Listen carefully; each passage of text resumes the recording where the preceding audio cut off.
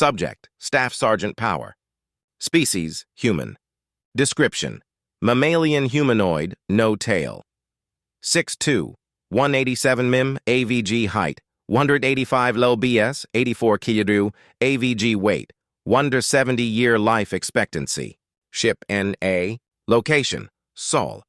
How many? I asked over the comms. There were 20. Sergeant Hansen reported. 2 attempted to enter the building and were immediately engaged and destroyed. The other 18 immediately began attacking and were also destroyed. We sustained 1 casualty, no fatalities. Probably scouts, then. Tell me about the casualty. Her name's Willow, and one of the bots hit her as it was going down.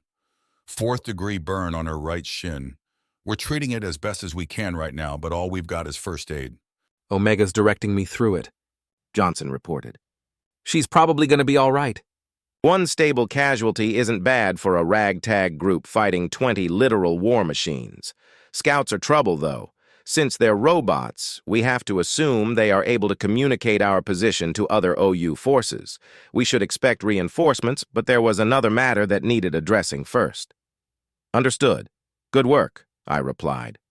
And Sergeant, don't go native. There was a moment of silence before Hansen's indicator lit up green.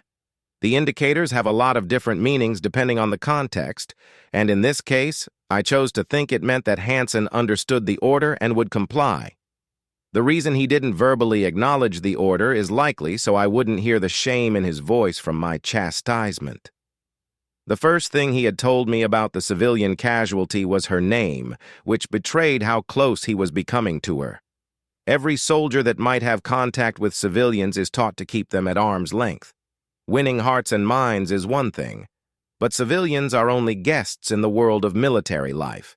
Since they don't understand the intricacies of war, they can easily get in the way of accomplishing your objective, or they could be enemies in disguise. In MARSOC, these teachings are practically beat into us. We're taught the insane brutality of guerrilla warfare, and the takeaway from this training is that every civilian should be seen as a potential hostile regardless of their age, gender, or political orientation. You have to be prepared for them to try to kill you, or you're giving them the ability to succeed. Our situation was even more precarious. These civilians were hostile just a short while ago. Some of them actually shot us, and we had killed some of them in return. The only reason we are on the same side now is because of a common enemy and Omega's promise. There's still a chance some of them will let emotion override their survival instinct and seek revenge for their fallen comrades. We have to be prepared to put them down at a moment's notice. We did good work there, mate, Jacob said. Gotta be a record. Fastest anybody's ever put those things down, yeah? Shame we don't have any coldies to celebrate. Not much to celebrate. Those were scouts, I told him. The OU knows we're here and will be sending reinforcements. So what do we do, run? We're unlikely to find a more secure location, and we still haven't scouted the area. We might end up running directly into their reinforcements. No, we just need to prepare as best we can and hope that Smith and Simmons get some anti-armor. You really think they'll roll up with tanks? Yes. Jason swore a bit and then ran off to get his people prepared for what's probably coming. I stood silently, going over the tactical situation in my head. It would be a lot easier with a TAC map, but we've got to make do with what we have. As it stands, we have some computer equipment and the necessities. A total of 51 civvies plus my squad of 5 and the director. 57 people against who knows how many omni-union virtual intelligence platforms. The choke point of the bunker's hallway helps somewhat, but since we're all using ranged weaponry, it won't be as effective as one would hope. Plus, I don't know if the bunker will stay standing if they drop the building on us. It should. But there's always a chance that someone fucked up in its construction. The building itself is built to withstand a lot of damage, so they'd need to use demo charges to bring it down. To prevent that, we should hold the building and use the bunker as a last stand. Hansen, do you have eyes on Jason? I asked over the comms. Yes, Staff Sergeant. Tell him we want to keep the building. 2 people at each window, suited up if possible. Aye, aye, Staff Sergeant. I desperately wanted to take off my helmet and grab some air that didn't smell like my breath. But taking off your armor in a combat zone is dumb. There's also the matter of my itchy nose, but I'd long since mastered the discipline required to ignore it. Same with needing to sneeze. The air filters of the suit make it to where you don't get allergens, but sometimes that doesn't matter. If you've already got something in your nose or you've got a cold, you'll still get the urge to sneeze. Sneezing will splatter the inside of your helmet with snot and spittle, and then the auto cleaner will kick in. The smell of burnt saliva and mucus is a particular kind of hellish, and it will stay with you for hours. Just when you think you've gotten used to it, it'll assault your senses again.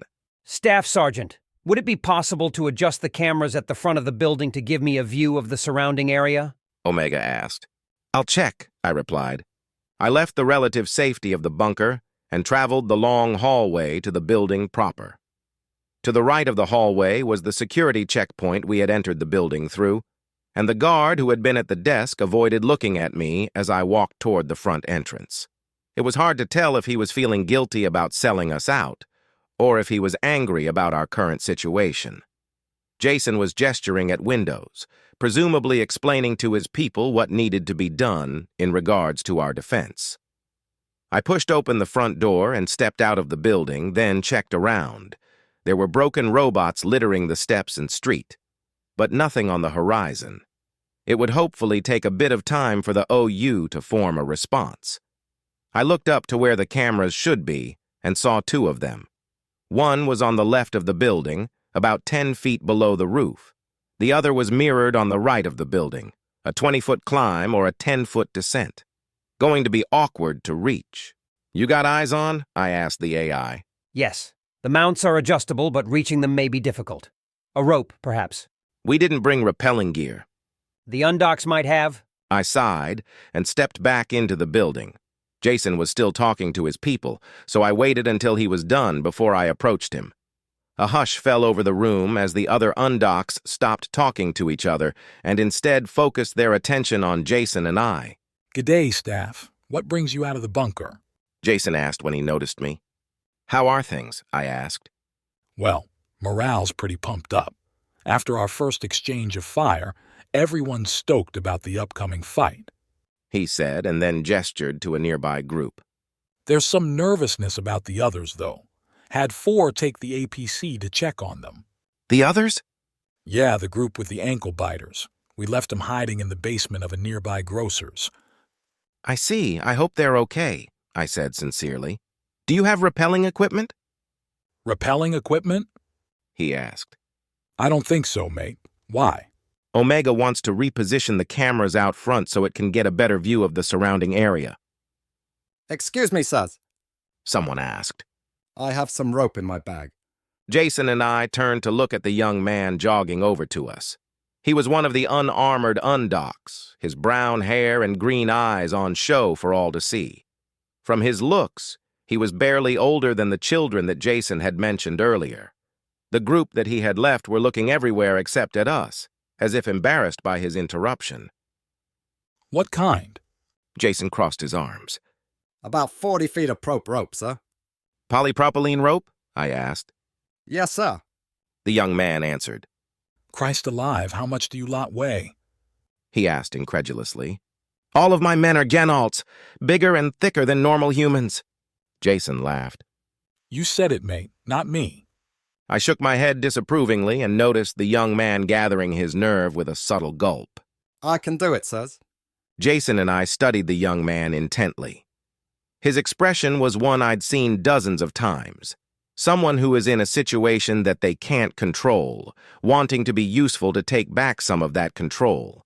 It was an expression that pains me to see on someone so damned young. What's your name? I asked. "Noah, sir. Noah Bailey." "Noah, you'll be having to do this outside without armor," Jason explained in an uncharacteristically serious tone. "You understand what could happen, right?" "I could get killed, sir." "Not just killed. You saw what happened to Willow, didn't you? There's a chance that her leg's never gonna work right again. She might end up dealing with intense pain every day until she dies. The best thing that could happen to you is either nothing or a minor injury. The second best thing is death. You get it?" "I do." We could have someone else do it, I interrupted. Noah looked like I kicked him. With respect, sirs, it's my rope. Jason sighed. It's not like we can't take it from you, but who am I to stand in the way of a boy becoming a man? I'll get a few guys to go up top to guard you, mate. Jason slapped the boy on the back and walked off. Noah looked at me expectingly, and I let out a silent sigh myself. Whatever is in charge of the universe loves spilling young blood, especially from those who are brave. I'll have one of mine accompany you to the roof. We're expecting more OU and we don't know when they'll be arriving. You need to work fast. Every second you're out there is dangerous. Yes, sir. Noah said as he stiffened. Don't call me sir, I work for a living.